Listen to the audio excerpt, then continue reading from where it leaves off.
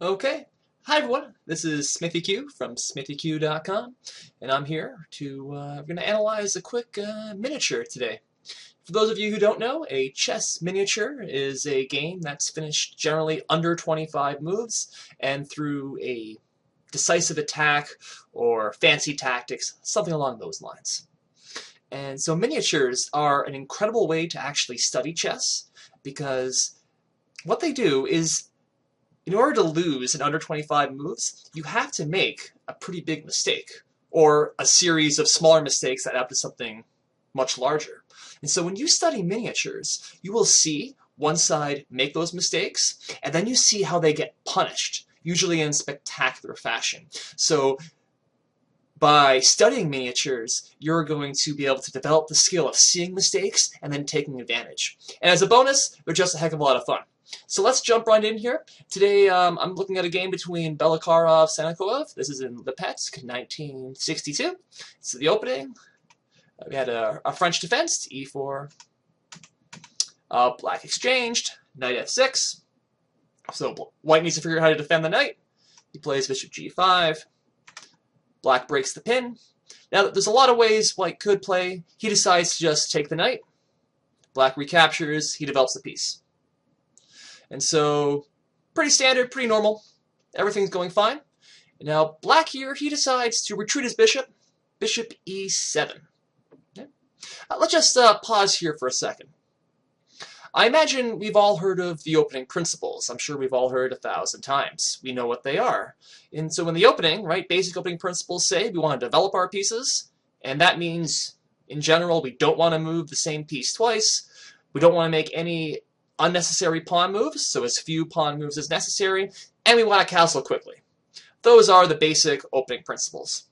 So if we look at what black has done here, just here in the first few moves, just back up a second. So in this position, he moves his bishop to break a pin. He then recaptures, and then he wants to keep his two bishop advantage. He doesn't want to give white the option of just playing knight takes f6 at any time, so he retreats his bishop back. Notice, though, that's 3 moves with his bishop, so he's moved the same piece 3 times. So that's a slight violation of opening principles. So keep that in mind, because that's going to come up in a second. Well, white develops. Now black, he wants to get his bishop into the game, right? So he's going to put on the beautiful b7, h1 diagonal. That's going to be absolutely beautiful. So, right, it's a good idea. White brings his queen out, castles. Knight d7, white makes a prophylactic move, then knight f6. Now let's look at this again. Back up 2 moves. Black, he brings his knight out, he develops it, then he moves it again. So he's moving the same piece twice in the opening, after moving his bishop earlier 3 times in the opening. So black has used 5 tempi to bring 2 pieces into the game. Okay. Now, does it make sense? Yes, black has a certain idea. He wants his knight from here. It can protect the important d5 square. That's going to be a great spot to put a knight. He's also thinking about potentially, possibly exchanging, mass exchanges here on e4. That makes sense because black has a space disadvantage. White has more space, his pieces have more freedom, so he should want to try and trade pieces. That makes sense. The problem is that this is the opening, and this is a direct violation of opening rules. Just look at this position for a second. Black has 3 pieces developed, so all of his minor pieces are developed. That's great. But look at white. He also has 3 minor pieces developed, but he's castled. His king is safe. His rook is on a great file, staring at the queen. This rook can easily come over, and his queen is also looking straight ahead. So white actually has a significant lead in development. Why?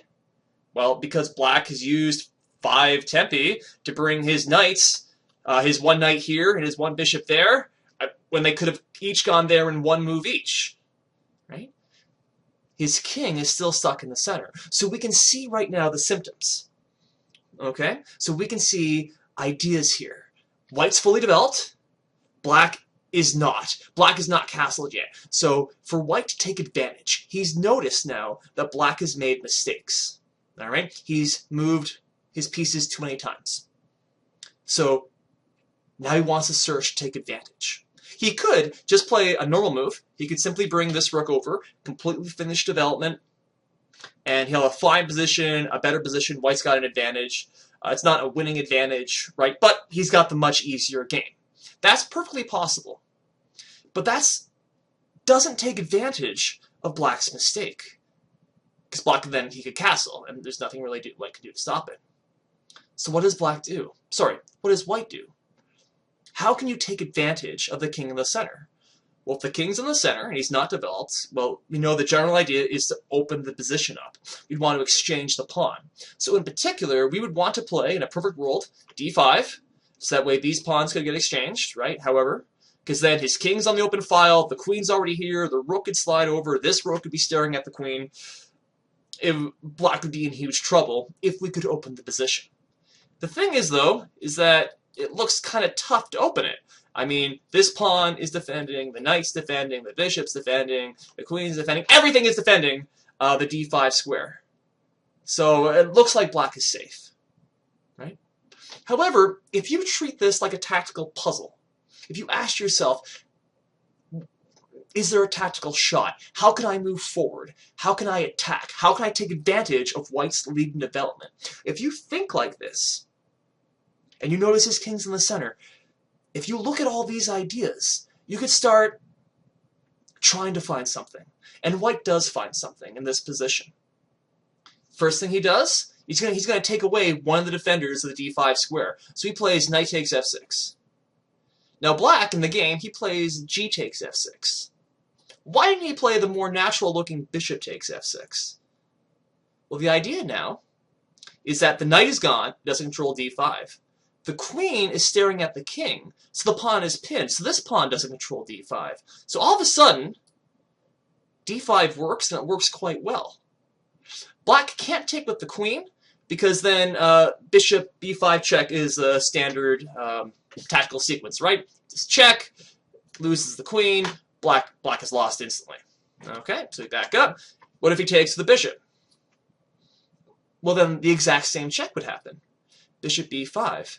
And Black would want to stop it like this, but now this time it's the bishop that's pinned, and he's going to lose material. The best Black can hope for in this position is probably to play something like king f8, try and get the king out of the way. But then White always has c4 here. Again, the bishop is pinned. Black is behind development. His king is stuck forever in the center. He can't castle anymore. Black is facing an incredibly difficult defense. If he can even defend at all, he's probably losing in this position. So that's why Black didn't want to take with the bishop. He wanted to keep the e-file closed to prevent the pin. So he took with the pawn. The thing is, the exact same move happens anyway, d5. White's continuing with his idea. He wants to open the position. He wants to attack while Black can't castle.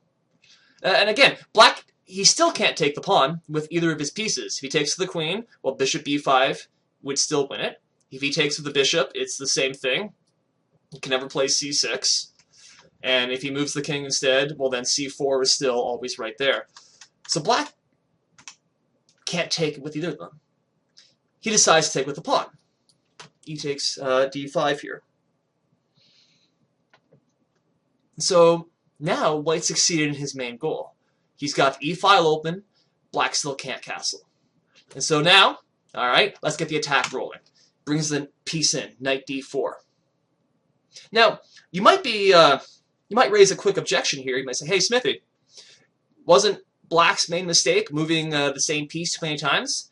And now White's moving his piece twice again. So isn't that a mistake? Now, if you're thinking that, you would be right if this were still the opening. But it's not the opening anymore. White has finished the opening. He's developed all his pieces, all his minor pieces. His rooks can easily come over. His queens, his king's castle. He's done everything he needs to do. So now it's his job to use those pieces, to attack, to move them forward to better squares. Now from here, the knight's ready to jump to an incredible square, f5, where it pressures the bishop, where it also looks at the kingside weaknesses over here. Notice that the knight could also think about controlling this square. So if Black were to do a nothing move, let's say he makes a horrible move, like h6, well then bishop b5 now. And again, c6 doesn't work. because the knight would be defending the square. Or he could take with the bishop. Doesn't matter. Black cannot allow that knight to stay there. So that's why he plays c5. But he kicks the knight from one square, it jumps to another square, f5. From here, it's probably even more annoying for black, because it's pressuring this bishop. Black cannot castle, or otherwise that bishop is lost. And he can't move the bishop because it's pinned. It's not easy to get another defender. White is going to bring the rook over next move. What does black do?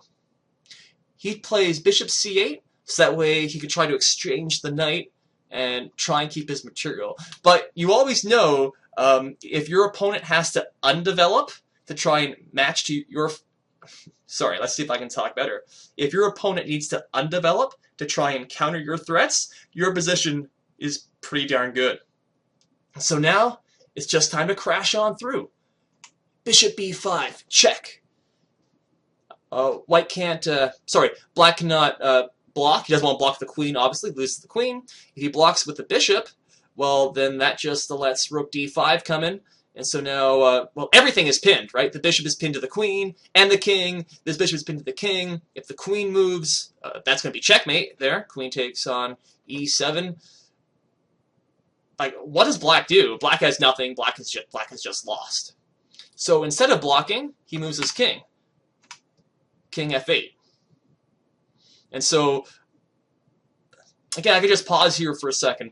Even if you don't see this next tactic, even if white were just to play normal moves in this position, he has a huge advantage.